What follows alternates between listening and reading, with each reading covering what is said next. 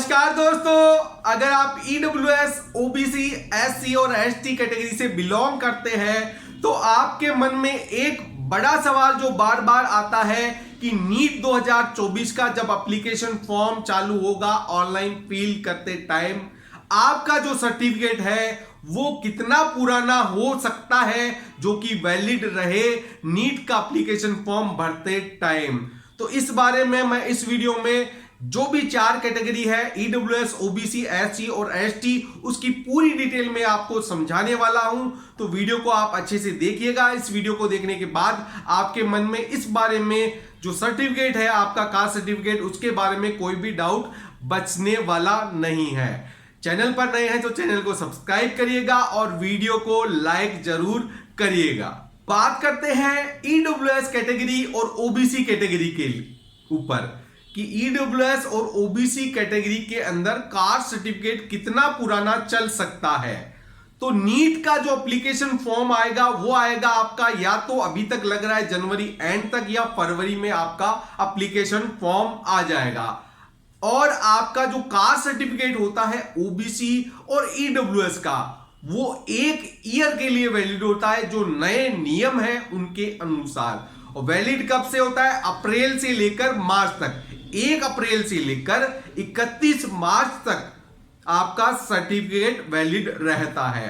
तो नीट 2024 के एप्लीकेशन के टाइम अगर आपका ईडब्ल्यूएस या ओबीसी सर्टिफिकेट जो है वो अप्रैल 2023 से लेकर मार्च 2024 तक का बना रहेगा वो वैलिड रहेगा। मतलब अभी आपने अगर अप्रैल 2023 के बाद सर्टिफिकेट बना रखा है अप्रैल के अंदर 2023 के अंदर तो आपको अभी सर्टिफिकेट बनवाने की जरूरत नहीं है, क्योंकि आपका जो सर्टिफिकेट है ओबीसी हो चाहे ईडब्ल्यूएस हो वो आपका 31 मार्च तक वैलिड है 2024 तक। तो आपको अभी क्या करना है? अगर आपने अप्रैल के बाद का सर्टिफिकेट है तो आपको अभी कुछ नहीं करना है। उसके बाद जैसे ही 31 मार्च कंप्लीट हो जाए 2024 की, उसके बाद आपको दोबारा से नया सर्टिफिकेट के लिए अप्लाई करना है जो आपका नेक्स्ट 1 ईयर के लिए वैलिड हो जाएगा। तो ये आपका जो डाउट है वो मैंने क्लियर कर दिया है। अप्रैल 2023 से लेकर 31 मार्च 2024 तक का आपका सर्टिफिकेट वैलिड रहेगा। उसके बाद आपको नेक्स्ट सर्टिफिकेट बनाना है। फॉर्म भरते टाइम अभी आपको कुछ नहीं करना है। अगर आपका अप्रैल के बाद का सर्टिफिकेट है तो उसके बाद जैसे ही आप मार्च कंप्लीट हो जाए उसके बाद नया सर्टिफिकेट बना लीजिएगा, जिसका फायदा क्या रहेगा? एक तो काउंसलिंग के टाइम आपको वही जो नया मार्च के बाद वाला सर्टिफिकेट है वो काम आएगा। उसके बाद जब आप एडमिशन लेने कॉलेज के अंदर जाएंगे तो भी आपको मार्च 2024 के बाद का सर्टिफिकेट मांगा जाएगा। तो अभी आपका पुराना सर्टिफिकेट काम आ जाएगा, लेकिन 31 मार्च 2024 के बाद आपको दोबारा से नया सर्टिफिकेट बनवाना पड़ेगा। अब बात करते हैं एससी एसटी के लिए क्या डिटेल रहेगी। जो भी बच्चे एससी और एसटी कैटेगरी से बिलोंग करते हैं उनके कास्ट सर्टिफिकेट को लेकर क्या नियम है उसके बारे में बात कर लेते हैं।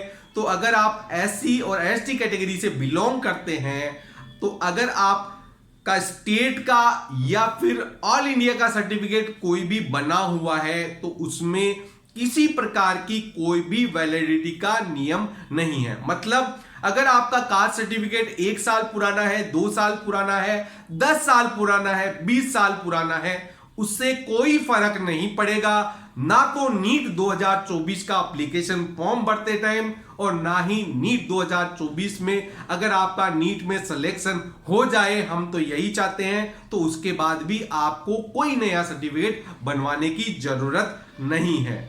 तो एससी और एसटी के जो भी कैंडिडेट हैं उनके पास आपका स्टेट का और ऑल इंडिया का दोनों कास्ट सर्टिफिकेट होने चाहिए, चाहे वो कितने भी पुराने हो, इससे कोई फर्क नहीं पड़ता है, लेकिन सर्टिफिकेट होना आवश्यक है। तो जिन बच्चों ने एससी और एसटी के जो बच्चे हैं जिन्होंने अभी तक सर्टिफिकेट नहीं बना रखा है वो नया सर्टिफिकेट बनवा लें, क्योंकि बिना सर्टिफिकेट के बिना न तो आप एप्लीकेशन फॉर्म भर सकते हैं और ना आप काउंसलिंग करवा सकते हैं और ना ही आपको कॉलेज में एडमिशन मिलेगा।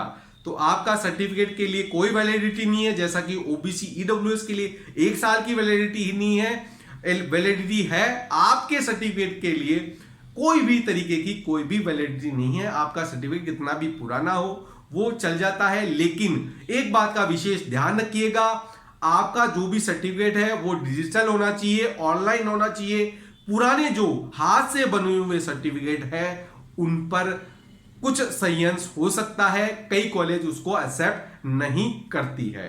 तो ओबीसी ईडब्ल्यूएस एससी और एसटी इन सभी के कास्ट सर्टिफिकेट के लिए जो आपके क्वेश्चन थे वो मैंने आपको बता दिए हैं। होप आपको अच्छे से समझ में आ गया होगा।